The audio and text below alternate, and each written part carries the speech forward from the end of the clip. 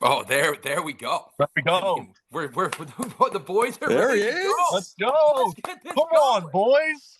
Come Oh, on now. What's up, man?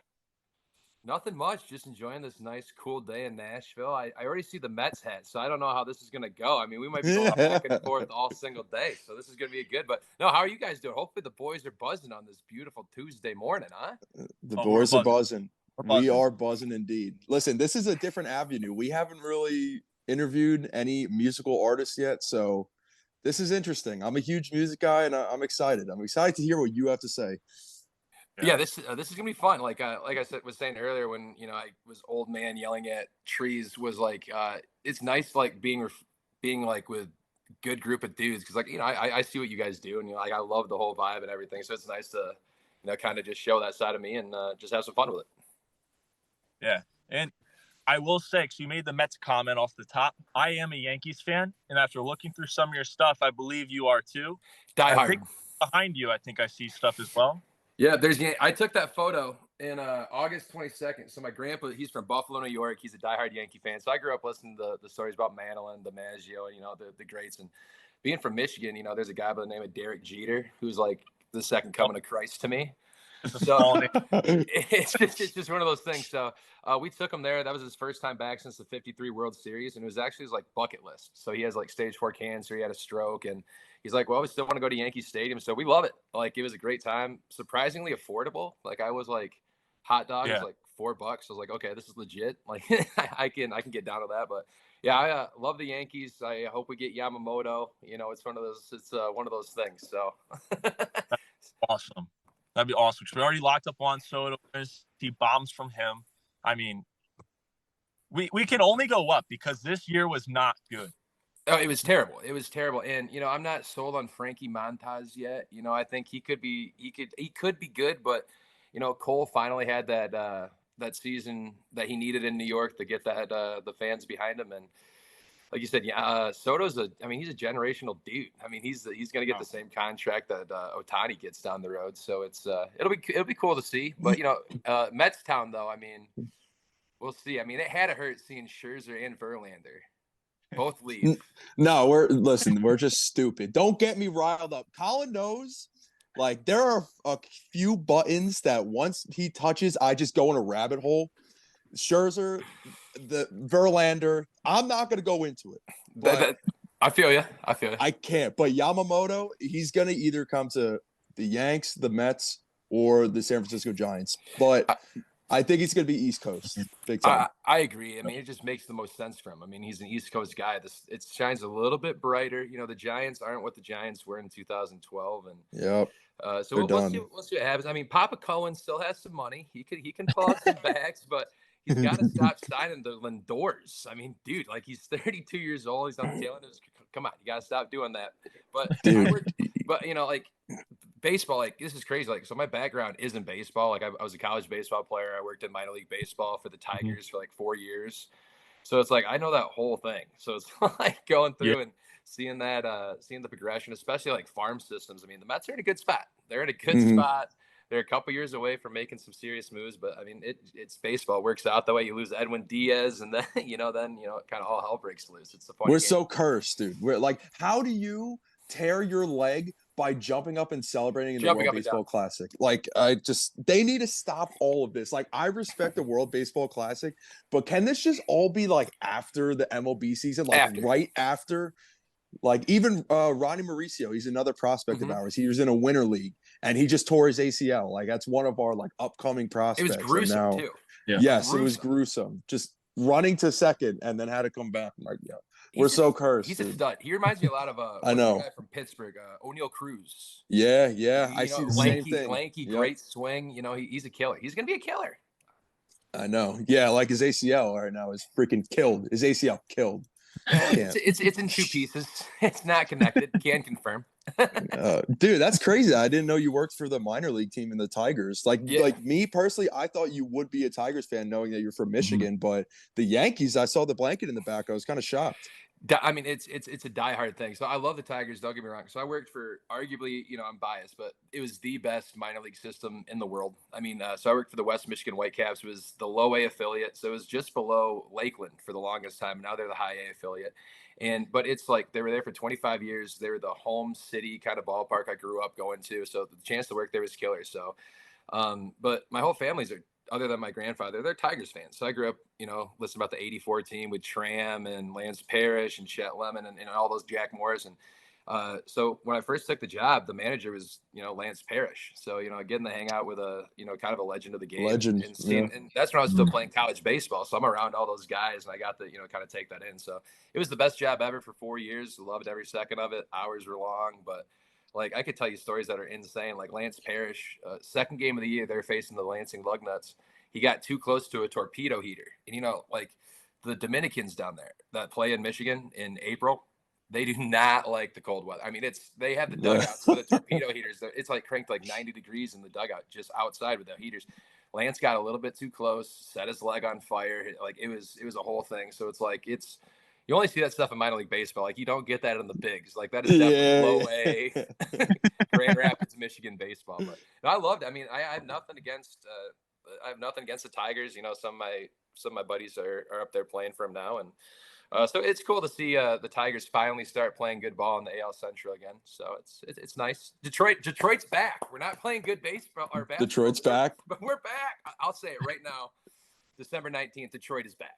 They remind me of like the Cleveland Browns in a way. Like, and I'm not shit talking the Tigers whatsoever because I love Miggy and I liked Baez on it, but he's just absolutely terrible for some reason. I don't know what's happening. Like Tariq Skubal, great pitcher, but like I just feel like they're always that team in the AL Central that just them. They're always at the bottom of the standings, and it's like I feel for them, man. I want them to get back there so badly. So, and also, me and my dad, we're trying to hit every MLB stadium in the country. My neighbor does that, who's also a Mets fan. So, Co-America Park is still on the list. So maybe if you're back, we're all gonna go. I'd be listen. You don't have to twist my arm to go back to the 313. I'm all about it, man. And so like. Detroit's like an interesting animal, right?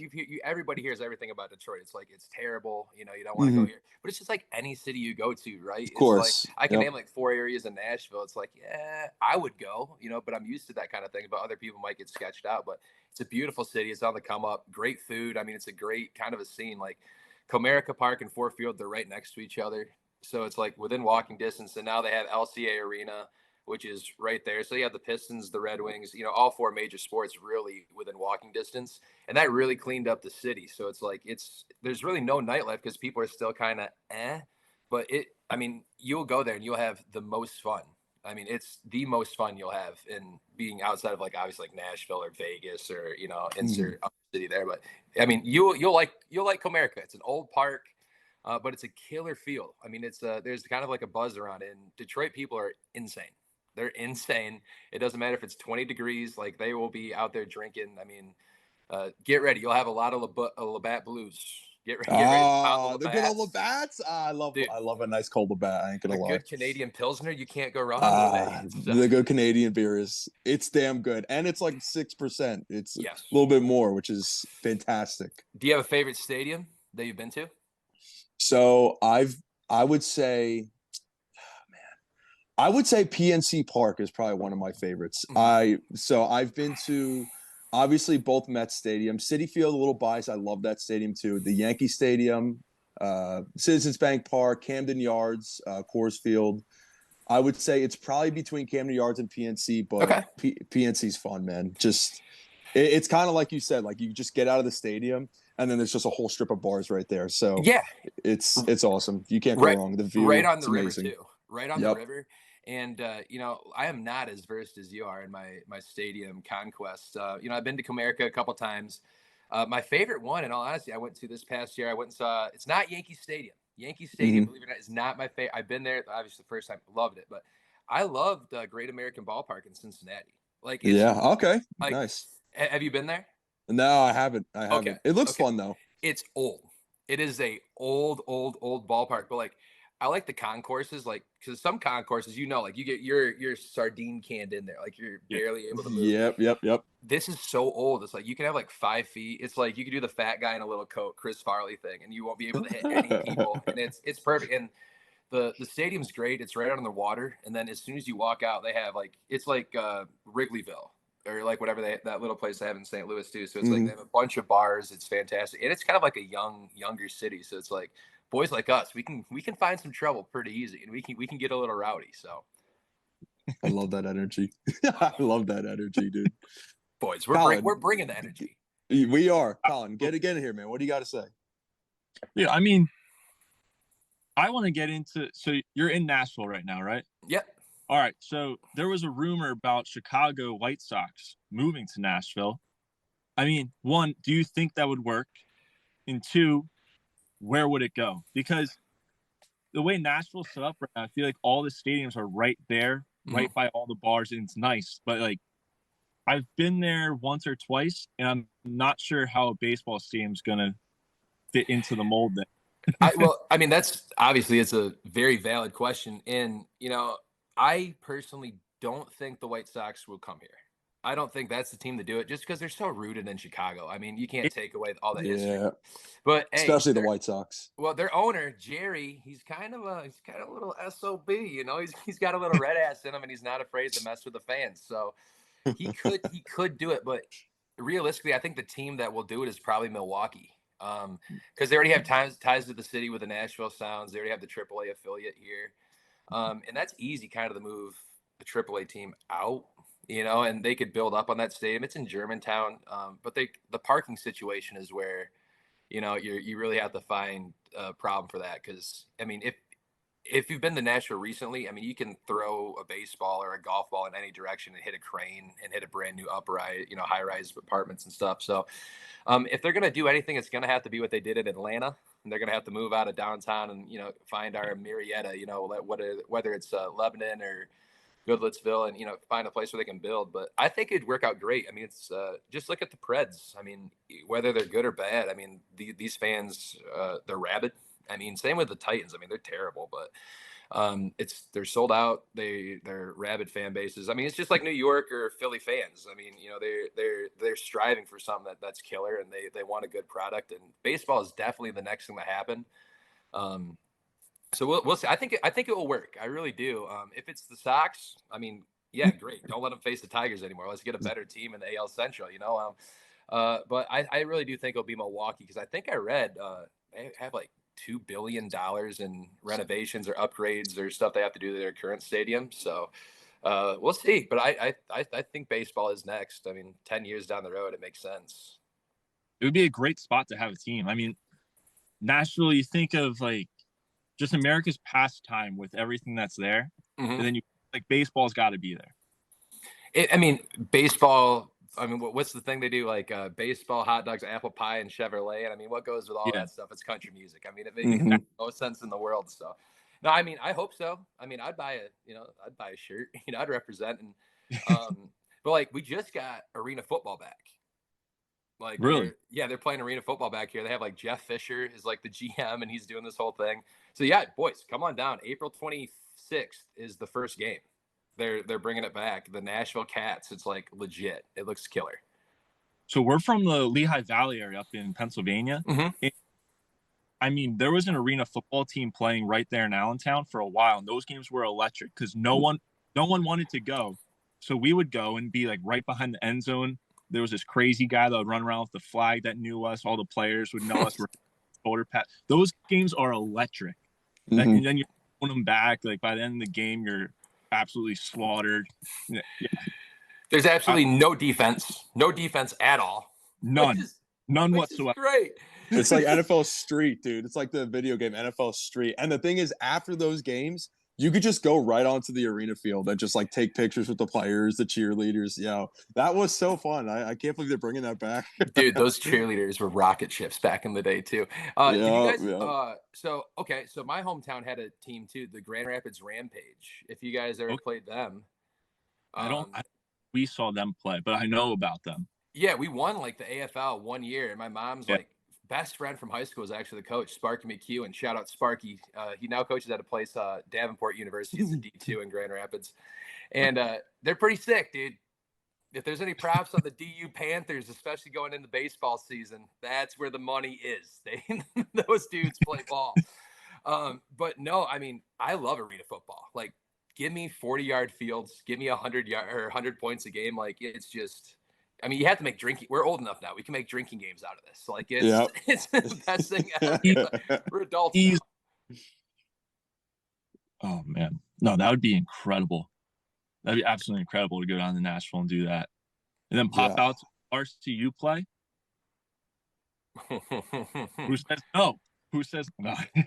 I hear nobody saying no. I hear resounding yeses. I mean, that's all I'm hearing. It sounds like we got to get the boys down to Nashville and get a little have some fun. I was just there, so I went on a little vacation about a month ago. So I did 3 nights in Chicago and then 2 nights in Nashville. Like, it's funny because I feel like I got the whole experience of Nashville because it's just that main street, like with all the huge bars, like Dierks Bentley, the Jason Aldean bar. Like, yeah, it was sick, man. But like, just one thing back on the baseball here. I feel like if the Brewers did move down, they could definitely put a stadium in like East Nashville. I feel like not like right near where everything is, where the Titans Stadium is, the Preds. Like, put that a little bit out further so you can get East Nashville bumping up a little bit. I agree with that. So I live in East Nashville. So That's where you live now? Yeah, okay. I live in East. I live not far from like the Grand Ole Opry and Opryland, and where Opryland used to be. And like, so they have plenty of acres. They have like 150 acres. Dude. That's right across from the Grand Ole Opry. And like, so believe it or not, I found this out yesterday. Like, I work at this golf course, and this old guy told me, he's like, hey, Dollywood was supposed to be in Nashville, and then like she bought all the land. They just sold it back, and it's like, they said no, so obviously she went and did her thing up where she is in Pigeon Forge now. But so there is plenty of room in East to put a baseball stadium, and like you said, it's just far enough from outside of Nashville. And then, but like, to kind of piggyback on what you said, over in that area in East, that is, you did the tourist thing, right? Like you did the lower Broadway and that thing. East Nashville is the place to be. That's what I've heard, man. Like, when I was down there, I met someone from Philly. And he told me, he's like, are you just staying in this area, like downtown Broadway? We were like, yeah, like, I think so. He's like, well, if you really want to go venture out, go to East Nashville because it's just as cool over there. I was like, all right, we never got to, but that's something. If I go to Nashville again, I would love to go to East Nashville just to get away from the big touristy spots. You know what I mean? And that's the thing. It's like, don't get me wrong. Like, I pay the piper and I play down on Broadway, and I love it because I like the people watch, and you never know who you're going to get to meet because it's like, it's hilarious. The people you like. I had this drunk Canadian girl. I'm not gonna say anything negative about her. Smoke show. Yeah, we'll say she's like a -6. Oh. But she was drunk, screaming like, play the song from Titanic for like 30 minutes nonstop. So it's like, you get those kind of people who are like, yeah. But like, most of the people down there are hilarious. Like, you get big old Bubba from like Omaha, Nebraska, with like one strap on his overalls going down there. Yeah. He's just like jamming the Miley Cyrus, and you're like, okay, this dude rules. Like, give me more of this guy. But Two tall boys of Miller. Seriously, dude, like, not even that. This dude like has like hams or something. Like, it's God, dude. It's like dollar store beer. And but they charge like $37 for one of them. But like you said, Crazy. East is kill. Like, East is more like, I live like near Little Mexico, so I have like all the best taco trucks in town, which is phenomenal. You can't beat that. You really can't. And it's like, there's a bar down here, Dino's. It's like, I mean, is Pennsylvania like technically Midwest still? Are you guys like, what do you guys claim? Like, so we're East Coast, but like, I wouldn't even consider like Pittsburgh area. I wouldn't consider that Midwest, even though it's like right on the brink. Though I think it's right on the border, but I still consider it East Coast. You saying, well, Rust Belt? Would you say like a little Rust Belt action? Yeah, kind of. Yeah. So it's like that. Those kind of bars, like, that's the kind of bars I like. I like the rundown, kind of dingy. Like, let's shoot some pool, throw some darts. Yeah. And me too. Okay, then this is your kind of spot. But I will say this: Midtown, we're like winners and losers, and Red Door. Red Door is a great Chicago sports bar. If you guys need a good place to go, I mean, it's a pretty kind of touristy trap spot now, but it's a killer bar. Everybody goes to it. But Old Dominion just opened up like the first like own bar outside of like Lower Broadway down in Midtown. So it's gonna be kind of cool. So it's a popping spot. So but East is still kind of the hidden gem out of everything else, where everything else is growing around it. That's what I was kind of getting at. And also, I found out, I think this is hilarious. When you go to Nashville and you want to request Freebird, you have to pay $100 to hear it. No, I'll just play it for free. I don't care. I think it's funny. Dude, people like there were some bands that were like, if they would have a sign like right in front of the stage, if you were requesting Freebird, Venmo this person $100. And like people were doing it. Like we walked to the Dierks Bentley and we heard Freebird. We're like, yo, someone paid the $100. $100. Like, we were so hyped. Well, it's like, let's be honest. Would you pay $100 to hear that freaking guitar solo? Because like that somebody would. Somebody would in Nashville. What do you got to lose? Someone's doing it. So what I do is when they yell it like, if they're like not super obnoxious, like yelling at, I'll play it. Like I have no, like I'm a Skinner guy. Like I like the song, it's killing. But if they're just like, just complete D-bags, you know, like I'll play it so slow. If I leave, like I'll barely even strum, and it's like it'll turn to like the 30 minutes, and then someone will obviously like, okay, we're gonna just pay this here, and then we'll go to like the full speed, and it's fun. I think it's smart, by the way. I think it's genius by the bands who actually do that. Oh, I mean, there's certain songs that like you just get so sick of playing down on Broadway. I mean, you love them. Don't get me wrong. So like, I'm gonna preface this with like, I asked for this life. Like, you know, I chose the move down to Nashville with $35 in my bank account, no insurance and no license plate on my car, and you know, so like for me to complain about, you know, like people being like awful or like not tipping or like playing the same songs, or like who am I to, you know, kind of complain about that, because I'm living what I want to do. So it's fun. So but like a song that I really don't like playing anymore, and I will like $20 is I hate playing Tennessee Whiskey now. Like I love the song, but it gets so old. And then like what's the other one? Oh, Mean by Taylor Swift. Oh, I get so many requests for that song by Mean, and it's but the thing is, it's a banger, and the bar goes from like a 0 to a 10 as soon as you start, because it's like all the 22-year-old white girls that just go absolutely insane. Yeah. But then you're like, okay, vibes are high. Here comes Creed next. Let's bring the vibes back down. Like, so, but no, it's crazy. And like you said, like my favorite bar on Lower Broadway is I love the Valentine. Like they were kind of like some of the first people to give me a real place to play. So me and a couple buddies, we'd play there every Friday from 9 o'clock at night to 1 a.m. And we'd get off stage, go across to my boy Yusuf, who does a hot dog cart, and then we do it all again, you know, the next day. So it's if I go down the Lower Broadway, it's, you know, I'll go to the Valentine, or I'll stop by Jack's and get some good barbecue, like good brisket sandwich to refuel after a couple brews. And but no, I mean, I love it. I mean, people hate Broadway, and you know, they're like tourists, or what, you know, here's the thing, it's all part of the culture of the city. And like you just have to immerse, like if you're gonna be here, you might as well immerse yourself in it. And yeah, you have to, dude. You have to get down there. Like that's like a must. Like what else are you gonna do? You know what I mean? Like no offense, like people aren't go there to go to East Nashville. Like they want to go to the big spots. Like exactly, that's all there is. Exactly. And believe it or not, boys, I played 6 hours by myself inside of a Taco Bell on Saturday. Like live music, boozy slushies at a taco. Like it's not like Gordita crunches. Like seriously, I'm like, hey, if I suck, feel free to throw a Taco 12-pack at me. You know, like, help the young man out. Like cheese gordita crunches are my favorite. Yeah, the gordita crunches. But the caramel empanadas. Oh, dude, seriously, but like, there's a bouncer. They're checking IDs at the door past like 8 o'clock at night. So it's like, it's insane. Like it is a poppin' spot as this Taco Bell. So when you boys come down, we'll get some tacos, play some golf. Yep. Well, yeah, like, well, I'll post up. Yeah, you don't know the struggle bus until you post up in a Taco Bell for more than 15 minutes at a time. Like 6 hours that should be like a fantasy football, punishment. Like, punishment is like, hey, you have to sit in a Taco Bell for 6 hours. Like I promise you, after 45 minutes, they will be calling, crying. Like it's too much Taco Bell. Yeah, so I actually I lost my league. What was that, Mike? 2 years ago, a year ago, and I had Waffle House for 24 hours. Did you do the thing if you ate a waffle, you got an hour off? Yeah. I hit 6 early, and then I was just stuck, unable to eat for like 4.5 hours. I was just sitting there chatting with the people on the grill. Like the afternoon shift comes, you got to switch your waitress, everything. You meet everybody. By the end of the day, your boys, like you're leaving at dinner time. You've had 24 bottles paid for extra. Yeah. Like, it's a great experience, but it's horrible. I mean, you can't go back there after that. See, I wanted to do that just for fun because, like, I feel like that's something like. So, I guess my question for you is like, did you ever think about like mixing in a hash brown just to like to break up the monotony of like the waffle?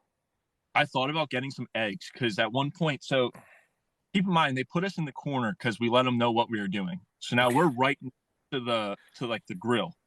Like he's cooking everything on this. So at the end, you're smelling everything just mixed together at the end of the day. But at like maybe 1:30, these girls come in, they're getting brunch. They're making eggs, bacon, everything over on the grill. And I'm looking at it. I haven't eaten in like 2 hours, so I'm just dying inside. I'm like, I would kill for some of those eggs. But then at the same time, in your mind, you're like, if I eat eggs right now, am I going to be able physically to down any more waffles? That, you're going to be there till 8 o'clock, 10 o'clock if you don't put them down. So yeah, it went through my mind.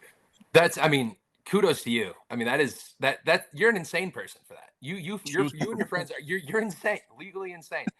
And I mean, you're right. You can never go back to a Waffle House. I mean, I feel like you spent like 5 years worth in one day inside of a Waffle House. And yes.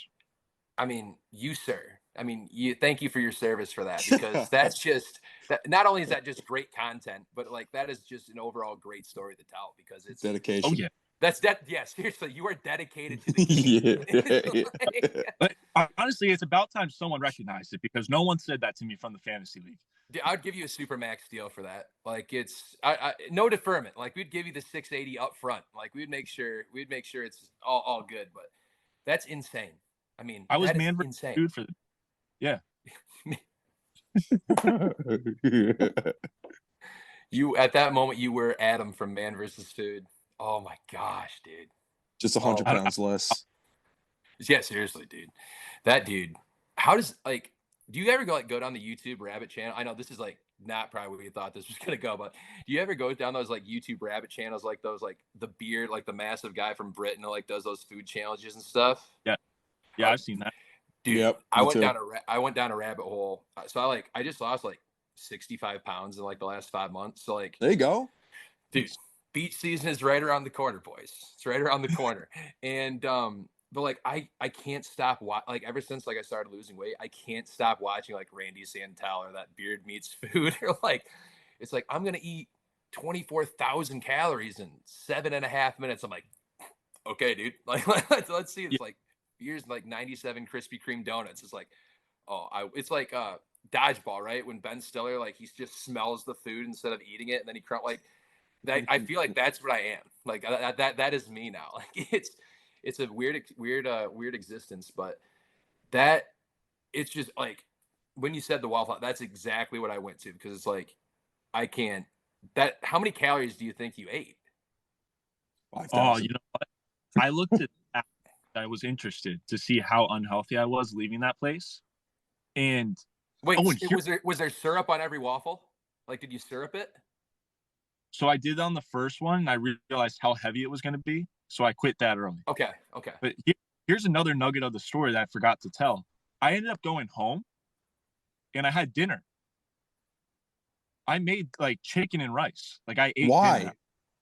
I don't know. I got like hungry. The moment I got home, I was like, I'm hungry. I need dinner. But it was, the calorie count was way up there. It was up there. Dude, you're like Batman. You spent 24 it was hours. Bad. It was bad. I felt sick for like a week. Well, here's the thing. Like, I respect the move to go back with the chicken and rice afterwards, because you had to get something healthy. You had to get like nutrients in your body other than just like dough. Yes. And at that time too, I was still actually playing professionally soccer. In my head, I'm like, all right, I ate unhealthy. I have to get something in so I can do something tomorrow. I don't know how I fit it all in, to be honest. It was a dark day. I might have to do that. Like, I'm trying to start like a golf league for me and a bunch of my songwriter buddies, and I think the losing team the losing foursome of the entire league should have to be in Waffle House for 24 hours now. I think that's thank you for that idea. Like, we're gonna have to do it. If you need us to enforce it, we'll come down and enforce it. I mean, we can make this an extravaganza. Oh yeah, I'll come down and do it again. Okay. Yeah. That was a lie. That was a lie. I'm not anything for the name in the name of content. Anything for the name of content. Oh yeah, absolutely. So are you, Brenden, are you a big golfer now as well? Since you work at a course, are you really getting your game going? Avid golfer. So it's like the normal progression of like failed college athlete baseball player is like you go from bat to the Titleist, and like kind of COVID was like a big blessing. You know, like I was writing a bunch of songs up in Michigan still. January 19th will be my second year down in Nashville. But like, you know, COVID, like Michigan got destroyed. Like we weren't allowed, like they were putting like plywood over basketball hoops so you couldn't shoot hoops. They were taking tennis nets down, like just kind of crazy shit.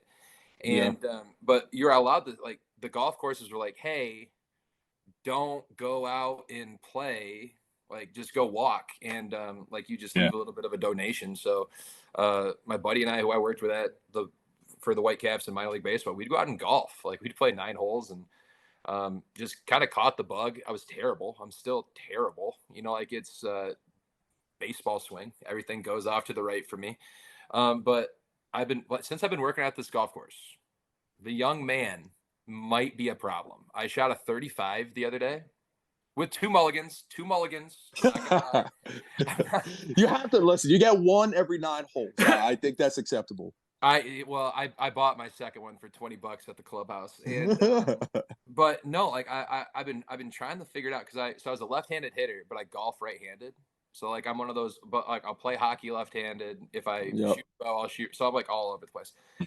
But I've been like, ever since working there, I'm like, hey Jeff, you know, like he's my boss, or Brent, who's our PGA pro there. I'm like, I'm hitting my irons pretty good, but like, let's figure this out. So like, they've been giving me just a little bit of stuff, but now I play like 3 times a week. Anytime I really get done, I just hop on the front or back 9, go play a quick 9, and you know, it's fun. So yeah, I play quite a bit. I love it.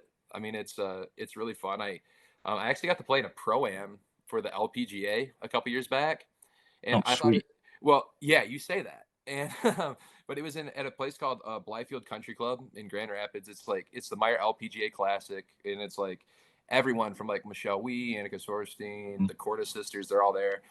And the funniest thing is, like, I get a call from my buddy who works for Meyer, and he's like, hey, we're doing this. Do you want to be the celebrity in the celebrity program? I go, dude, I mean, I'll play, but like, you're going to make me, like, people paid for this and you're going to pair them with me? And they're like, yeah. I'm like, well, who am I? He's like, someone dropped out, so we need someone. I go, well, who did I replace? He goes, oh, Bill Lambier. So I go, these people are expecting Bill Lambier, and they're going to get this like 5'11", 280-pound like country singer in rocket pop, like golf pants. It's like, this is what you get. And but what a substitute. What a substitute. And I tell you what, though, those people had the most electric round of their entire life. I mean, we were chugging beers, like we were shotgunning beers at like 9 o'clock in the morning. It was like, and they're a bunch of like 50-year-olds, like 50 and 60-year-olds, and like that's the biggest thing is like, I'm guessing y'all play enough. You guys, you like if you guys go out and play, like the worst is when you get paired up with randoms, right? It's like you don't know if they're gonna be cool. It's like, please don't give me someone who's like just a hardo. Like, no. But these people, like one of the guys, he actually chipped one in for an eagle. Like it was like an 85-yard shot, and one thing, boom, right in the hole. But he had like Jordan 5s on for golf shoes. Like it couldn't have had it was the best group we could have ever had. Like, it was killer. And we did not score well at all. I think like we ended up like taking like 28th out of 34. But it was a riot. That's all it is. It's like just telling stories, like having stuff. Like I'm a big cigar guy on the golf course. I love a stogie, and like I'm not. They're like, singer, like, why are you smoking stogies? It's like, I'm just a dude. I'm a guy being a dude doing dude stuff. It's like if I want to have a stogie with the boys, I'm gonna have a stogie with the boys. And it's just like I love golf, and it's just like it's a nice like for me. I just use it as kind of like a slowdown because like if I'm because I write quite a bit, and I play during the busy season if I'm not like out with people on the road. It's 6 days a week, 7 days a week in Nashville, and it's nice to just kind of sit back and just have like that relaxing thing and kind of break it up a little bit. Yeah. Well, I want to talk about this league you were talking about because you said it's a 4-person team. Mm-hmm. Now, how is this working? Is it a scramble? Is it a sham? Yeah, I'm just gonna do it like a scramble because all my guys are hackers. All my friends are literally hackers, and I'm just trying to do it the easiest way ever. So it's like you don't have to worry about posting a good score. Like just go. It's more like a beer league, just something like that. So I thought a scramble would be the best thing. I'm trying to get 36 people in it. That's a good number, and it's super simple. I mean, it's especially down here in Nashville. One, it stays bright. Like you can still be playing like at 9:45 at night, and you still have enough light to finish out a hole. So it'd be nice just get the song buddies out there because I watched that. Did you watch that new Sandbagger Invitational with the Barstool boys with Whit and them? So like I kind of want to just do vibes like that. We just get just all the boys on the course and just kind of have fun and just shoot the shit and just kind of no rules but rules. So like I'm in the process of putting it all together. My boss and he's like kind of weary. I'm like, dude, come on. He's like, I know you. I'm terrified. So it's like I've been known to shoot bottle rockets at my buddies while they're lining up for a shot. Like I've been known just to be an absolute menace on a golf course. So no, I mean it's really kind of in the. I talked to him literally yesterday about it. So I've been talking to my buddies and I kind of a little bit of a head count. So I hope it works out because I mean, 36 degenerates, awesome.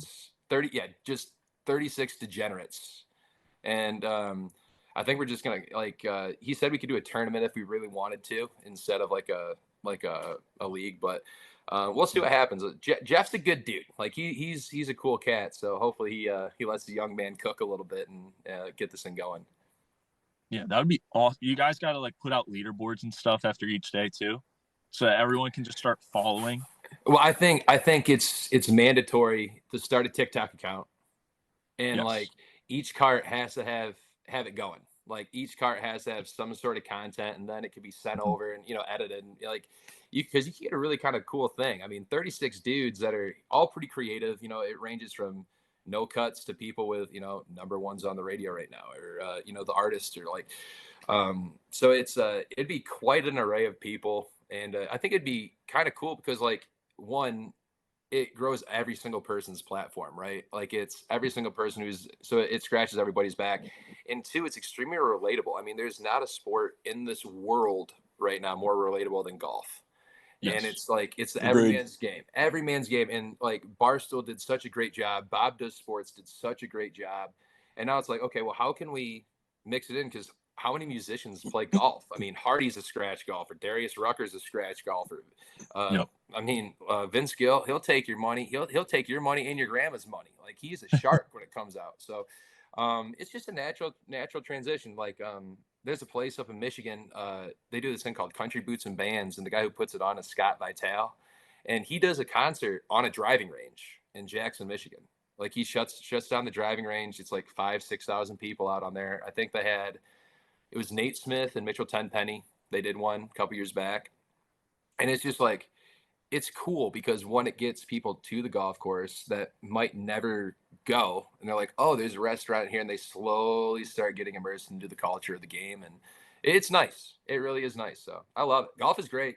I mean, I like baseball more. I'll sit and watch more baseball. But like, if Charlie Woods is like driving the ball 323 yards, I'm watching it. Like I'm in. Yeah, Colin got me into golf. Like we have a bunch of videos out because I was absolutely shite when I first started. I still am, but having that baseball swing, I know that correlates because because I swing righty, and that ball when I'm driving, it's either going kind of straight or it's going all the way slicing right. So trying to figure it out. Me and Muller we've played a lot. We got a home course now. People were Muller wasn't. There were some people talking about our videos and stuff. Yeah, Sawmill. So the people at Sawmill, I think, know exactly who we are because we're the only ones under the age of maybe like 50 that ever show up there, it seems Yeah. like. Okay. And we come in with our cameras. We're just messing around. We always show up on it's always the coldest day of the year when we show up. Yep. So yeah, it's always only us on the course. But I gave last video we made, I gave him 18 shots on 9 holes. Okay. He beat me, but it was by like 2. Yeah. Wow. It was so fun. Pat on the back for me. Pat on the back. Hey, a W is a W. And like that's the thing. It's like that's why golf is so much fun, right? Because it's like I played with my buddy. He played football over at Tennessee Tech. I mean, he's a big SOB. I mean, he's like 6'5", and he pounds the golf ball. And it's like there's always that one shot where like it goes downhill for the person you're playing against. It's always that one shot, and then like it compiles. It's like so I think I gave him 6 shots because like I know the course and he's never played it before. And he hit one. I go, hey man, whatever you do, don't pull driver. Just don't do it. And he thought I was bluffing. And it was one of those ones where you want to land it at the 150 mark. If you don't, it's downhill. Everything filters down into like a ravine. And then like there's no chance you're getting into the green in 2. So he drove it about like, I mean, he pounds balls. So it was probably like 315 yards after the roll. And he's stuck in between like 2 oak trees. And he was, this was like going into 9. This was on hole 8, and it just, or 7, excuse me. And it just, he blew it. Like I think he shot a 10 there, and then on 8, on a par 4. So he shot a 10, and then on 8, it's a kind of it's an uphill across the pond, par 3. It's like only 203 yards. I pull a 3 hybrid, and he pulls it so far left. Like this ball is still going. I mean, it was unbelievable. And I think he shot like an 8 there. So at the end of the day, like it's 2 holes, and that's like the worst thing. So now if I'm with buddies, I just play match play. Yeah. I just play match play, and I'm like, so what's your handicap then? Do you have a handicap? Because I'm still trying to figure out what mine is and like do that whole thing.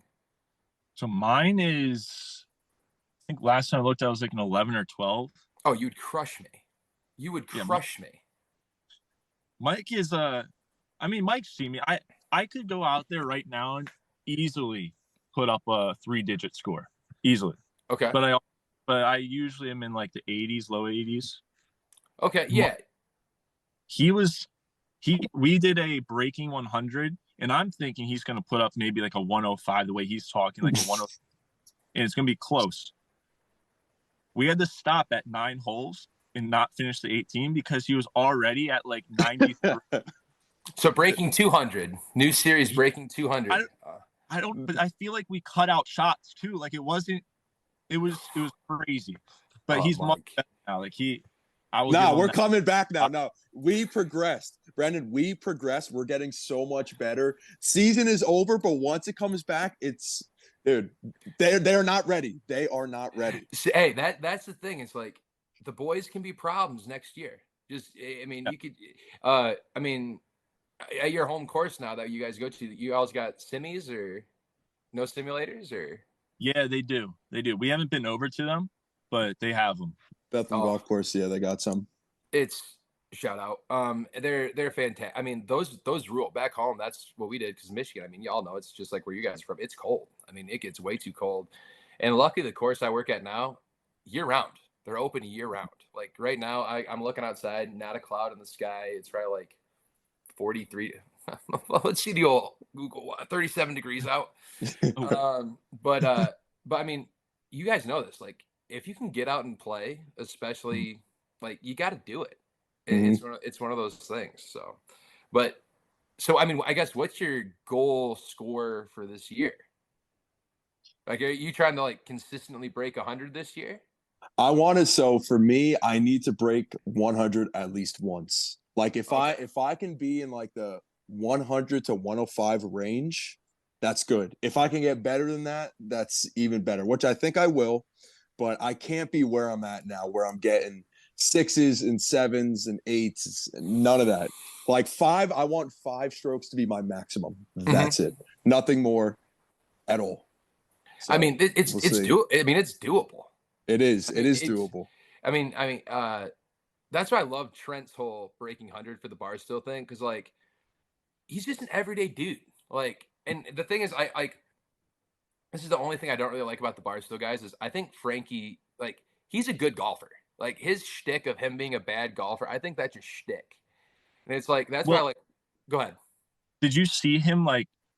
What would it be now? 5 or 6 years ago with the Frankie butter knives. Yeah, it was bad. It was terrible. Bad. And I will say the greatest video ever was the one where he's like, yeah, I went to my sports psychiatrist and he talked about having this loose jaw and he like lets that giant globus. Then he hits an absolute beauty. So I was like, okay, it works. The young man is onto something. But no, like you're like the biggest thing for golf is like as soon as you go downhill mentally, like you're so screwed. Like yes, there's nothing worse. It's like because the people I play with now, they're like I got invited to the money game for like the regular members, and there's no way in hell I'm gonna join up with these guys. My boss, he's a PGA Tour card guy, gives lessons. He shot a 63 at our course. He lost $56. So someone had to be in like the 50s. Someone shot a 56. No, they lied. No, he has the course record. So I would say that's what I've said, but it's only a par 70. All right, so that's 14 under. A 56 at the end of the day is a 56. It's unbelievable. And I will say this: I've seen the guy swing it. He's got some action. He's got some serious action. But I will say it's an easy court. Like it's only like 5,600 yards, right around that range. So it was a par 9. They added a back 9 to. Gotcha. So it's like it's very easy to score on. Like there's a tricky little par 3. It's number 13. I think it's like 95 yards. Yeah. And I'm pulling a 50-degree, and I'm just hoping I get it anywhere. Don't chunk it. That's all I'm hoping. That's all I'm hoping for.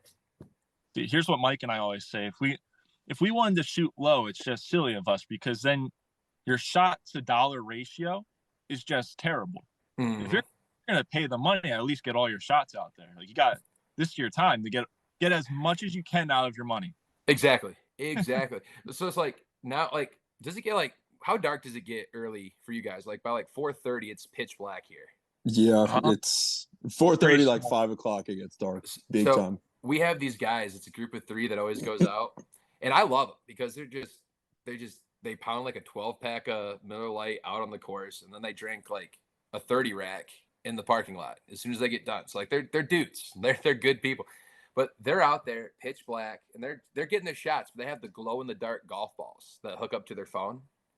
So like they're out there hacking with those things, and it's like I respect the game. You know, you gotta go out there, get your swings in. We might have to look into those. Yeah, they're actually kind of sweet. Not gonna lie, like it's hooked up to the phone too. Yeah, you can change colors on them.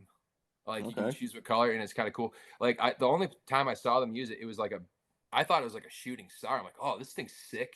And then all of a sudden, I just see it landing like on the ground. I'm like I thought it was like an alien for the asteroid. I was like, what is this? Why is this thing glowing white? And then I saw them walking. I'm like, oh, these guys are still out there playing golf in the pitch black. So, but no, like highly recommend it. If you guys get a chance, they do like those glow golf things where they put like, you've seen that? It's so cool.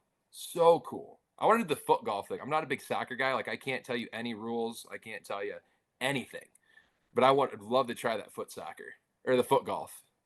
From a soccer player, I think foot golf is harder than regular golf. Really? I really do believe that. Okay, maybe. Because by like hole 6, your hip flexor's done because you're trying to kick it as hard as you can. That's fair. It's you don't think it's going to be like that, but then if you go out there just trying to crush the ball every time you kick it, your legs they're toast by halfway. Yeah, and like you can only toe kick it. Like for me, I would totally toe kick it. I'm not kicking on the inside of my foot to save my life. Like you can't have really no real control doing the toe. There's nothing good gonna happen with the toe. Like, you want worm burners all day, use the toe. But it's like I watch some people do that, and it's just like I can't kick it. I like if I was the person like kicking for McAfee for that money in the field, I would be the person who like rails someone in the front row. Like there's no chance. That happened, what, 2 or 3 weeks ago? Wasn't I it the saw. Army Navy or whatever it was? Yeah, I think so. Kid just hit one dead left right at some girl's face. Shit, Brutal. Like anytime I see that, y'all remember that viral video that Auburn ball girl? She tried to catch that kick and it hit her right in the face. It was like I think it was the Auburn national champion. It hit her so hard in the face. That was yeah, I remember that. Oh, they show that every year, right around when the SEC is coming back on. It's iconic. It's an iconic. It's not college football without seeing that girl just eat that ball, that Wilson, straight to the dome. I mean, it's like the best part about it was she got up. She wasn't like that kind of weak chain gang guy who had his leg broken during the Lions game a couple weeks back. It's like no, she got up, she ate that, and she's like, okay, 70,000 people just saw me wear this. I'll stand up and wave. And no, like no jokes aside, that dude's leg mangled. Like that's like Joe Theismann-esque, right? Like that dude's bad. Yeah. We talked about it. It was really crazy. I think it was a CBS game. I think it was CBS. They cut to him for a good 3 seconds with his leg crooked. We're so good about cutting away when people say a curse word, and then this guy's leg is just absolutely gone from his body. That's great. I loved it. And they just absolutely loved it. You see Alvin Kamara fantastic. Doesn't know what he wants to do. Yeah, you're Kamara. What do you do? Like you can't do anything. I think he did it right. I think he did the correct thing, though. You just look at it, you're like, that sucks, and you just keep going on. It's second down, man. You got to get in the play. Yeah, so he's far enough off the field. They could have kept playing. Like they could have snapped the ball, and like I said on our go ahead. No. You go right ahead. Yeah, I said on our show right after that happened, I was like, I'm pretty sure that they got DeMar Hamlin off the field quicker than they did that guy. 100%. I'm pretty sure if like you did a side by side and timed it, he was definitely like they had like 4 TV timeouts. Like it took, and I'm a diehard Lions fan, so I'm watching. I'm like, hey, listen, the boys need to get going. Like this is going to work for the Lions because they need a little slowdown. We needed to stop the Saints there. And but if you're going to rank, okay, let's do this real quick. Sorry, I'm hijacking this interview. Let's do this real quick. Go. No, we'll do it, man. If you're going to rank the all-time worst leg injuries in sports, okay, is Theismann's got to be up there at 1, right? Or is it Kevin Ware? I think Kevin Ware is number 1. Okay, I was going to say it has to be one of those two. Has to be. Kevin, only because with Theismann's, God, what a terrible injury. That's true. Kevin Ware, they just kept showing and they slowed it down on national television. You saw the ball. They're slowing it down like they're trying to see if he jumps off sides, or like when they try to see if a ball's off sides on in soccer, and you just see the bone snap. That was crazy. It's insane. And then okay, so 1 and 2 are Ware 1, Theismann 2, probably because that was like really the first one. Like that was the first. Okay, 3 and 4 out of left. I'm gonna go UFC. I'm gonna go Anderson Silva with his leg. Yeah. And then I'm gonna go. Then I'm gonna go with Chris Weidman because Weidman did the same exact injury. Yes. Yeah, those are gruesome. And then I don't even want to say a fit. Maybe Willis McGahee in that bowl game again, the Fiesta Bowl against Ohio State back in 2000 or whatever it was, when he was playing with. He got destroyed, but that wasn't a break. That was more like ACL, UCL, MCL. Bye bye. And but I don't know. I don't think there's been that many gruesome ones. I would say an honorable mention would be Dak Prescott's. I totally forgot about that. That's a good one. I have 2, and I never forget. I have 2. I have Gordon Hayward that opening night, and then I have Marshawn Lattimore. This is a college guy, South Carolina. Yes, a gruesome leg injury. Twice. Oh my God! Yes, twice.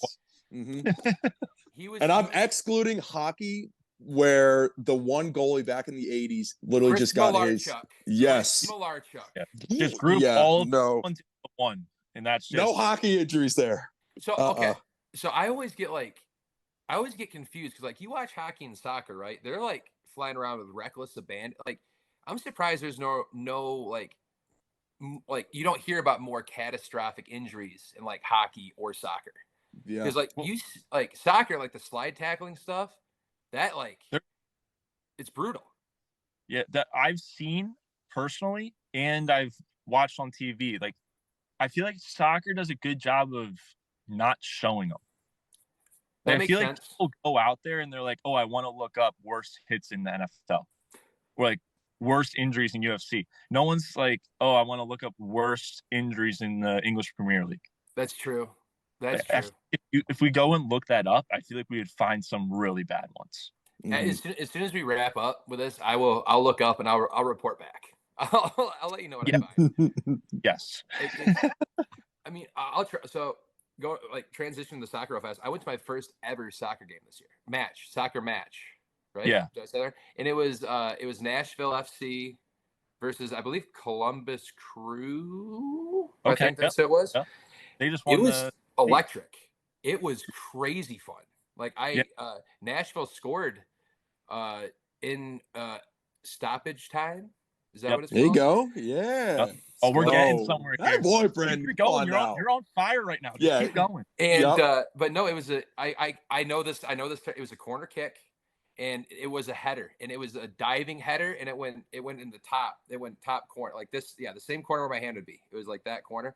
It was top class. It was top class. It was top cheddar right there. Like, there you go. It was gorgeous, and but the stadium here is like 32,000 people. Like I didn't realize like how big that place went nuts. Rocking. Like, smoke bomb. Like they're allowing smoke bombs in this place. Like all of a sudden, so like what is? I thought we were under attack. Like I had no idea what was going on.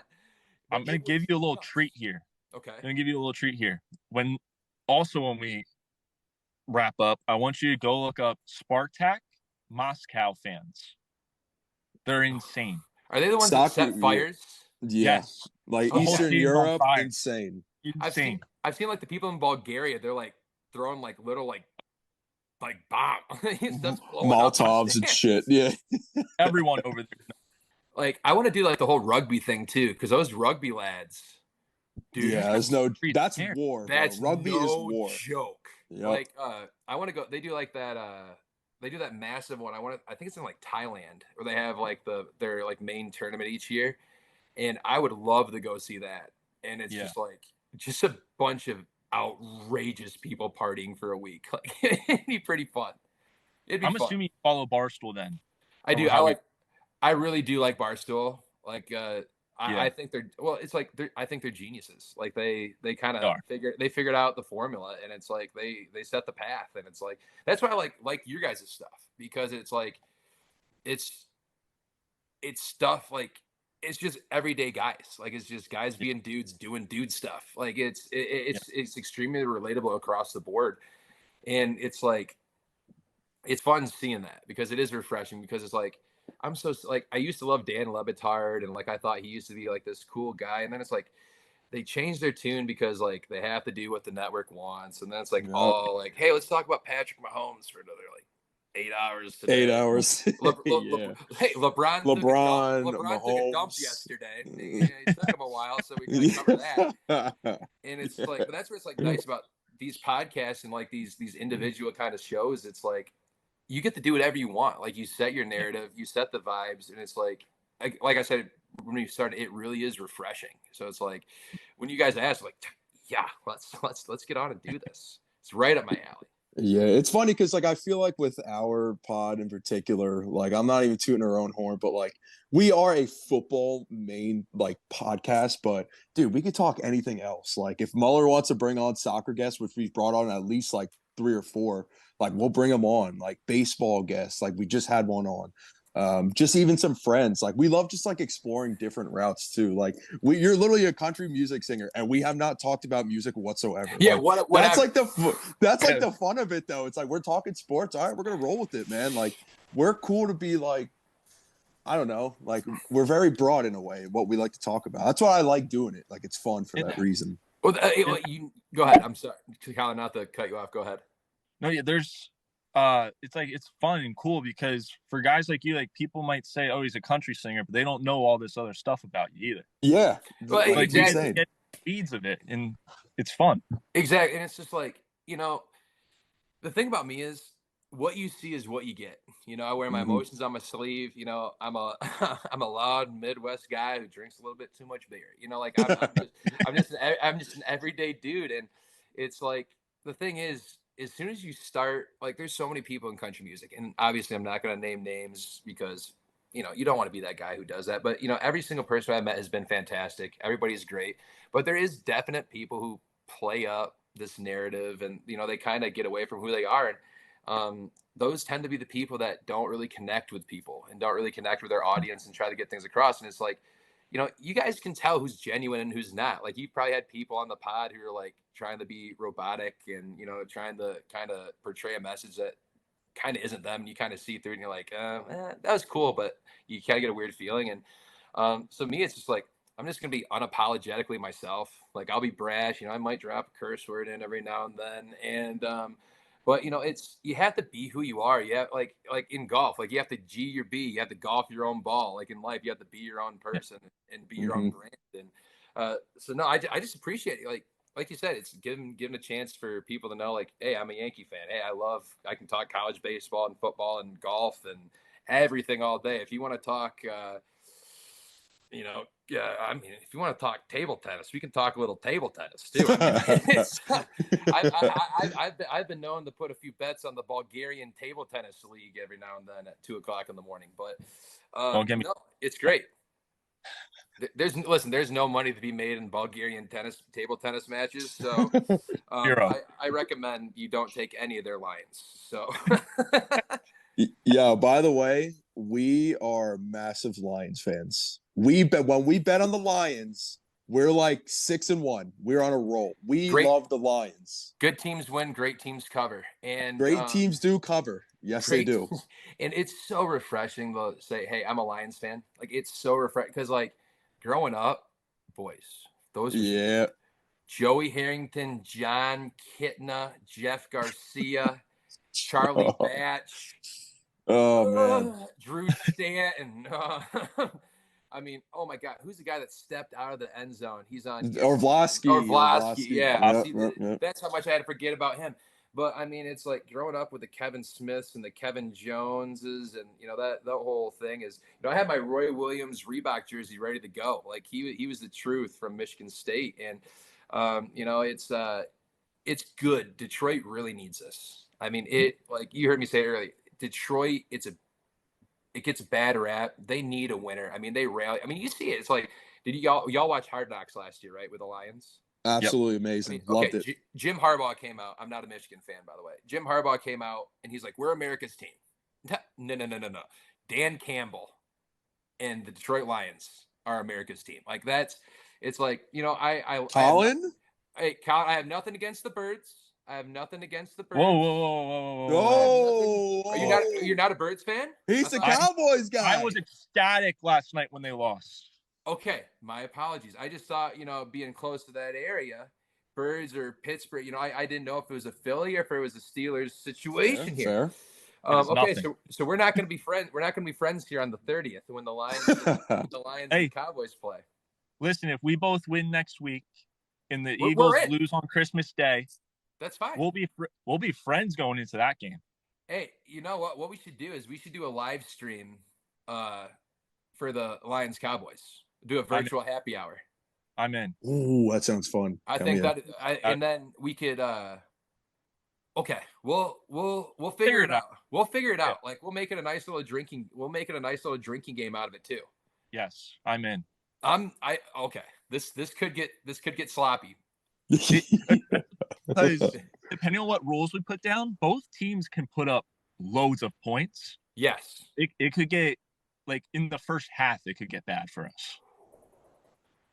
You ever play that game? You ever play that game Thunderstruck? Yeah. Okay. Yeah. I mean, it could get that bad. I'm just here for the booze, man. Okay. The penalty, like I'm just here for the booze. Turnovers has to be an automatic shotgun, right?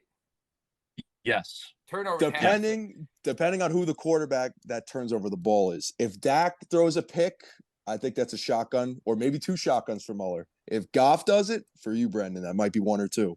It could be 3. So I have a Jared Goff story. So again, it's like we'll kind of just break into music real fast. We'll kind of give a quick little breakdown. So again, kind of the college baseball player, broke my L5 and L4 vertebrae. Oof, damn. That happens because Yeah. It pushed me in the direction where I wanted to go. So my first year ever, I had a chance to play a music festival up in Michigan called Faster Horses, and that's kind of our big. It's like our watershed, or insert massive festival there. And we were in the artist lounge, and again, I'm a nobody. Like, let me preface this: I'm a nobody right now when it comes to country music. I'm still finding my way and working on pub deals and getting cuts and that whole thing. But I've got to do some cool stuff. And so we were backstage, and we're getting our artist credentials, and all of a sudden we hear, "Hey, Jared Goff wants to be side stage for Morgan Wallen tonight." And I'm like, okay, I know exactly where I'm going to be, side stage. So I walk up, and we're watching Morgan. And if you haven't seen him, he's phenomenal. I mean, it was 67,000 people with every single phone up singing "Cover Me Up." I mean, it was incredible. And so I'm standing right next to Goff and his better half, who is a rocket ship in real life. Great lady, beautiful lady. But I walk up to Jared, and I go, Jared, hey man, Brenden, big fan, Bubba. This is our year. And he goes, thanks. And he turns his head, doesn't say anything for the rest of the time. So I'm like standing, okay, now I got to back off. So I tell like my manager Howard the story. He goes, geez, the guy's kind of a jerk. I go, no. I go, that's what I want for my quarterback. He's locked in. He doesn't want to miss anything. Like, he's reading the crowd. Like, that's what I want. Don't talk to me. There's other people you need to talk to, Jared. Situational awareness, Bubba. But after that, we met him again at a NASCAR event down here in Nashville. They do it every single year, and he is the nicest guy. Like, you'll see him signing the Zinnichinos for the fans out there now, and it's good. And like, the Lions are killer. I was devastated when we got rid of Jamal Williams. I really liked him, just for like a character thing, but I'm not going to say no to David Montgomery and Jahmyr Gibbs. Like, those guys are dogs, and I still think Sam Laporta should win Rookie of the Year. 12 touchdowns. I mean, he's a stud. Yeah. He's a stud. Laporta potty. Yeah, he's a beast. Dude, Ferentz is an idiot. How does he have that guy for 4 years, and he only has 4 total touchdowns at Iowa? I mean, what are you doing? That's the tight end factory, man. I do have to say this though. I'm a Notre Dame fan. I'm not a Michigan or a Michigan State fan. I root for Notre Dame. That's, Irish Catholic from, New York. My grandpa brought over the Notre Dame thing. But if I have to root for anything, I like Michigan State too. My brother and sister both at Michigan State. So that's why I say I don't like Harbaugh. I have to preface that. Like, I probably should answer who I do root for. But no, I'm a Notre Dame fan through and through, or Michigan State. So they're terrible at basketball. Don't bet on Michigan State this year. Hey, until March. Yeah, until the month of Izzo comes around. Izzo. Dudes. Oh, it's fantastic. It's fantastic. I mean, should we talk a little bit of music? I mean, we can go back into sports, but maybe I was going to say, you just dropped a new song. Yeah, I did. It's called Never Gets Old, and it's actually about my grandma and grandpa. So if you look at the album art, that's my grandma and grandpa when they're like 20 and 22, I think. And this is fresh off of my Gramps, dude. Like, he stole grandma from like a fiance. She was like already engaged for like years, and then my grandpa would go to Flint, Michigan. He worked for General Motors, and he would go to this pharmacy. My grandma was like, this is like how old they are, but she was working as like a soda jerk at a pharmacy, and like, he'd walk her home every single day back when he was going to the fraternity house. And then they've been together for 64 years now. Ever since that, they've been married for 64 years. And so I wrote this song back when I was in Michigan, and I loved it. And it's the second song we play in my live set, and we put it out on Grandpa's birthday. And he found out about this after his stroke, so we put it out on his birthday after his stroke. And then kind of as an homage, we put it out on Lannon Records, which is their last name. So we got to choose, because we're independent, so we got to choose what we wanted to do. So we put it out as Lannon Records as kind of an homage. And I can tell you this now. You're the first two to know this, but February 15th, I have the next song coming out. So yeah, it's called 1722. It's about the house where I grew up in Michigan, and it's kind of one of my favorite things I've done so far. So it's kind of like Eric Church, kind of a record year, kind of a vibe, and I'm excited for it. I mean, it's really fun. Yeah, Mr. TYB, Brendan's grandpa. Let's go. Yeah, that's fucking awesome, dude. Like, yeah, Tom Lannon, man, Thomas Joseph Lannon was an absolute dog, and yeah, he's swiping Carol from the Evil Empire, and was kind of crazy because like my grandpa has no music, like nothing musical. Like he's like kind of textbook like old, like he's textbook crotchety old dude who was born just after the Great Depression. So it's like he's just a grumpy dude. And then my grandma, like super bubbly, like very musical. Like I get all my musical kind of stuff from her, and my mom is very, she can sing, but I'm the only person in my family who plays an instrument or writes songs or do anything like that. So it's kind of weird, but no, the Never Gets Old song is I love it, because it just reminds me of being back home and being around the family and things like that. And yeah, I'm pumped, and I can tell you now we're gonna release 6 songs this year, so we're gonna release 5 more. And I actually just wrote one last Thursday, which I think is my favorite song I've ever written. It's killer. It's absolutely killer. So I'm really excited. I couldn't be in a more excited place about it. And everybody asks, what's the plan? What are you trying to do with all this music? Are you, you're not just trying to release it, And I'll tell you exactly what happened. And there's this guy by the name of Rob Snyder, and he's a Pennsylvania guy. He's a big Pennsylvania guy, and he was actually friends with Ronnie Dunn and or not Ronnie Dunn. Who's the guy from Jackass that passed away? Johnny Knoxville. Oh, Ryan Dunn. Ryan Dunn. Yeah, because he was good friends with Ryan and Bam because they grew up together. We went to school out there. So where they were from, we went to school like right near there. I saw Bam. He has a skateboard shop like right near, it's called Westchester, Pennsylvania. I know right where Westchester is. Yep. So I also, at the time, I was Ubering for a little bit of extra cash. I picked up a dude and he's like, yo, you want to go check out Bam Margera's house? I'm like, hell fucking yeah, I do. So we're driving around middle of the woods in Westchester. His whole house, you couldn't even see it because there was maybe like 6 foot, 7 foot gated off just house. Mm-hmm. And it's just crazy that you say Ryan Dunn. It's like, dude, like we know, like we literally went to school right where he grew up. Literally I met Bam, saw his house. Like it's just insane. So their friend Rob Snyder, wow. his nickname is Big Rob Snyder, and he came down here as a songwriter, and he wrote "She Got the Best of Me" or "She Got the Best of Me" and like a couple other massive songs. So like when I was starting to do this whole thing, like I would just reach out to these people. Like I would shamelessly like message people on Instagram. It's like, hey, my name's Brenden Monroe, yada yada yada.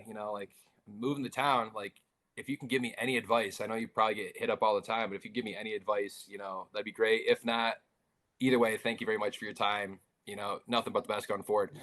And Rob wrote back. He goes, dude, listen to all the Towns Van Zandt, Bruce Springsteen, Willie Nelson, Chris Christopherson you can possibly listen to. He goes, your head's going to hurt, but when you come out on the other side, you're going to be 100% better for it. And after that, he goes, but lastly, he goes, dude, if you want to hunt lions, you have to go where the lions are. And I'm like, that's the craziest, like, makes the most sense in the world. Like that's the first time I've ever heard that. And I was like, okay, yeah, let's go hunt some lions. And kind of the rest has been history. So just down here writing a bunch and enjoying the town. And obviously I want to be on the road 300 days a year, opening up for insert people or, it'd be cool to headline my own stadium show or do all that stuff. But right now I really like the whole process of finding my whole group and writing good music and kind of the process behind it. It's a 10-year town. I turned 28 in April, so I have plenty of time before, I have to go back and work in minor league baseball again, and so it's just, it's a process, finding your town or finding your people in town, becoming a good creative citizen. And, and it doesn't really matter. It's like, like everybody you guys meet, right? You're not going to mesh with every single person, but if you have that feeling, it's like, oh, I'd like to have a beer with that person. Like after meeting them, that's the key. Because like if you want to, the hangs are where it's at. I mean, y'all know that it's like it's nothing new, and maybe someone's hearing that for the first time and like, oh, it is about the hang. It's not about everything else. But people don't understand how big the hang is. Don't try to push your agenda. Like, Mm. you know, like if I'm hanging out with like, I'm not big enough. But like if I was hanging out with like Hardy right now, for example, it's like I want to be like, hey, dude, I wrote this song thinking about you. It's like, dude, you want another shot of Fireball? Like, let's do this. Like, let's you know, like let's talk Mississippi State. You know, so like that's kind of big, and that's the biggest thing I've learned about in this whole music journey is, you know, like, you know, I've been able to open up for Matt Stell or, you know, done stuff with Ray Wiley Hubbard and, you know, some insert people there. And like, I don't like saying that stuff because it makes me sound like douchey, because at the end of the day, it's like, yeah, it's cool, but it's like, that's not everything. It's like just being a hang, being a good person and just chilling. So, but I will say this, the biggest thing about Nashville is everybody here, like you get some stinkers, like you get some people who are just like dicks, but everybody here is extremely collaborative. You know, we're all working towards the same exact goal. I mean, we're obviously competing in some regard, but you know, I can't name one person down here that I would wish ill will against, or even if I hate them, you know, like there's no one that's like, oh, I hope they fail or anything like that. So it is nice. I mean, it's a cutthroat town and there's a lot of fake people, but there's a lot of very good, genuine people here, which I've learned. Yeah. And I've been, ever since we connected and started talking to each other about having this happen, I've been jamming to all your songs. I mean, like you have songs that I would listen to every day. I mean, there's some that I have, like the one where, what is it? She ain't pretty, but she's Oh mine. yeah, true story. Dude, fucking love that song. I've Thanks, been like dude. that every day. Like, and in what song was it? But it's almost like I wanted to ask like how you put together your music, because I'm trying to think how to word this. There was a part where you had a choir go in there, and I'm sure like when you wrote it wasn't like in your head you're like, I'm gonna have a choir right here. I don't know, Okay. maybe it was. No, that's a great question. So, Ain't Pretty But She's Mine, true story. That I think I said Bernard table $800 just to put her in drive. It was not $800. Mm-hmm. It was like $464, and we got it from the Muskegon County Road Commission in, you know, just north of where I'm from, and it had reflective tape just like in the song, but you couldn't make left-hand turns, like, or right-hand turns. It was frozen to the right, the steering column, so you had to go left every single place you went. So like a 3-minute ride down the road with 3 right-hand turns took 40 minutes because you had to go all lefts and go all the way around it.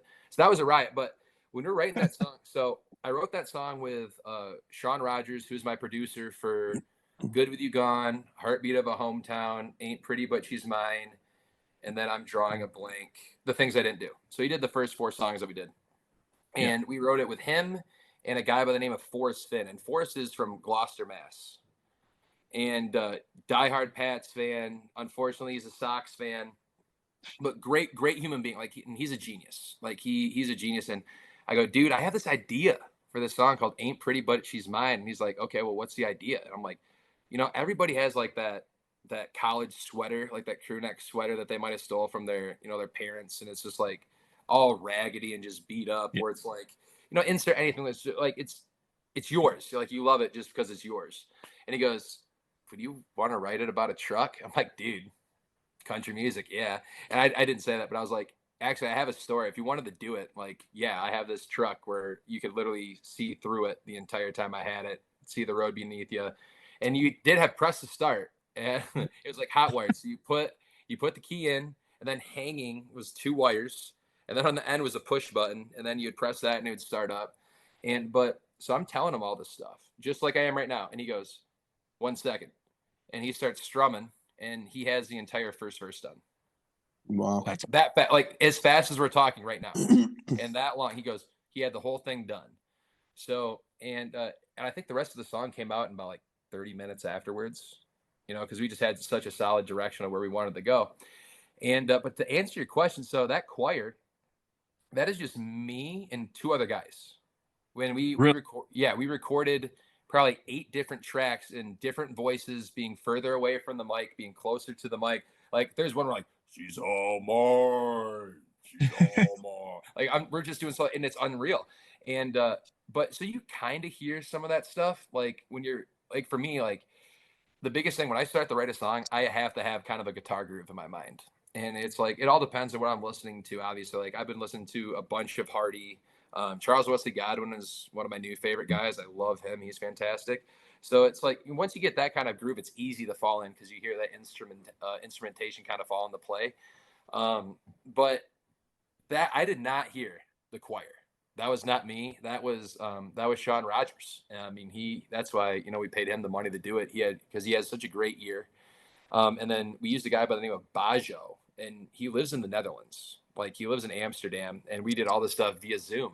And like, so we literally just put it together, just me, Sean, Forrest, in like 30 minutes. And then we had a working demo, and then like a week and a half later, he's like, okay, well, let's get back down to Nashville and let's cut it.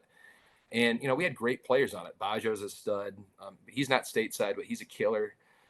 We had Dango, who is Scott Stapp's drummer of all people. He played drums on it, and he was killer. And Dino Villanueva, he plays bass for Tanya Tucker. And, so we had some just absolute monsters in the studio with us. And it's easy, to put out good stuff when you have those caliber of musicians. And, like, they didn't have me play any guitar on any of those stuff. I'm like, yeah, you guys can do this. Like, I don't want to take up any more of you guys' time. And it's literally like watching a concert, because you're sitting back, right? And you're just watching these guys go. And they're like, okay, hey, let's try this. Or, hey, hold a dime. I don't even know what they're saying. Like, let's diamond this. Let's do, okay, give me a and like they're talking in real time. It's like, okay, three passes later, song's done. Everything's recorded just how they like it. And they might add some filler stuff, but it's those guys are freaks. Like they really are savants. They hear stuff that the average Joes like us, we shouldn't be able to. We can't comprehend that. Their brains just work so different. But it is a crazy process. I mean, you get some really creative people, and you get some wild ideas. Like, I know one artist who could be huge right now but during one of his songs, he wanted a rattlesnake rattle instead of a maraca.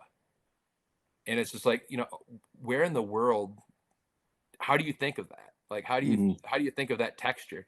So it really is, it's, you can get a lot of different things going. I was going to ask too, but like between songwriting, because the way I think about it, it's like in two ways. It's obviously your verses, your choruses, but also it's your instrumentation, like you were saying, like that first hook right away. Like for you, what do you think the hardest part about songwriting is? Is it like the rhythm, the beat? Is it the lyrics itself? What do you think? Well, it really all depends what you're trying to accomplish with the song you're trying to write. So, okay, are you trying to write a song for? Am I writing a song for my catalog for me to record or put out? Or are we trying to write a song for Hardy or Morgan Wallen or insert any name there? So that's kind of your first objective, is the figure out what you're trying to do with it. And but for me, the hardest part is the easy part is getting the music. Like, in my opinion, it could be very, like, because I just hear that, that's what I hear. But the hardest part is, I mean, the hook is the hardest part. I mean, like, you might have, like, I had an idea for a song called "I Swear to Drunk I'm Not God," and probably by the time that this is out, it'll be done by the time the song's out. By this is out, so I can say it. But that's, you kind of pigeonhole yourself. Like, "Swear to Drunk I'm Not God." That does not really sound good at the end of a chorus. So it's like. So you have to, it doesn't. It sounds like shite, right? It's like, this dope brother, this guy stinks. And so it's finding like a different way of saying what you're trying to say. So so to answer your question, I think the hook is the hardest part, because like you have to summarize everything into a quick little 6-line and make it, as catchy as humanly possible. So like I just wrote, like, the song I wrote the other day was called "Mr. Lonely." And my favorite song I've ever done. And it's like, my buddy Steve, who writes a bunch, Steve Thomas, shout out Steve Thomas, my dude. He just came to me with this idea. He goes, da da da da da da da da da da da da, and I just go, "Hey, Mr. Lonely, how could you break your heart like that?" And he goes, "Oh," and I go, "We on to something?" He goes, "Yeah, let's do it." And then it kind of just falls into place. So like, when it again goes, once you have that direction, it's easy. But the hardest part was, okay, we're at the end of the song. We really have no, like, we have this title, Mr. Lonely, right? There's Mhm. really there's no like hook, like to end it. So like, what do we do? So we just, hey man, and then just drop right back into the second or third verse. So it's like there really isn't any resolve to the hook. It just keeps rolling. So um, that's a great, Mike. That's a good question because it's just like there's so many ways to answer that question, and it's like, but every single process is different. So like I say that like if I strum a car here,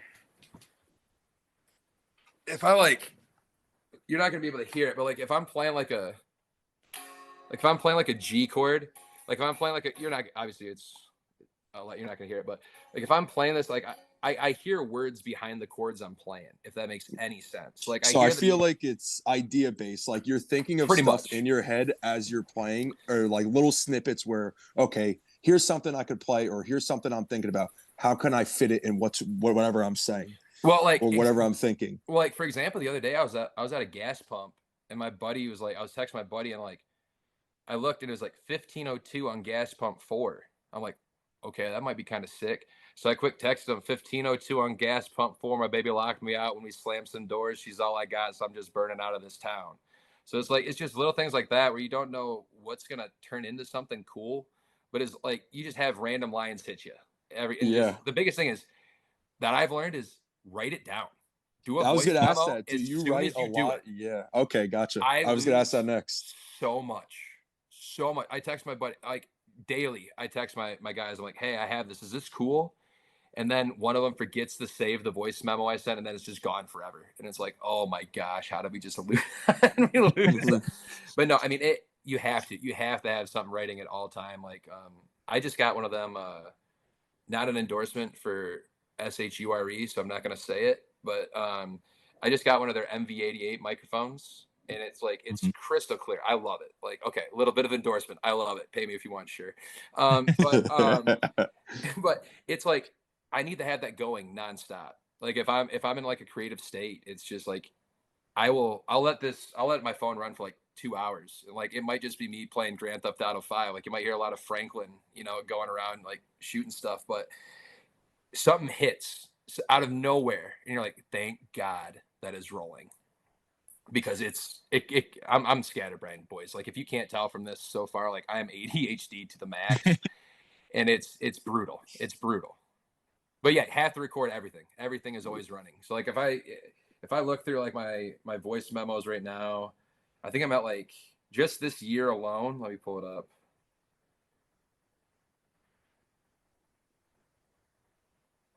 Wow, this is really. I'm promise I'm not trying to build anxiety. It's just frozen. I have I have 347 just for this year. Wow. Nice. And to be honest with you, like only 30 of them have really turned into something that I'd be comfortable sharing with people. So Yeah. like this is the crazy thing too. Like this is how my brain works. But like there's people I know around town, like Dallas Davidson, for example. He has like 30 number ones.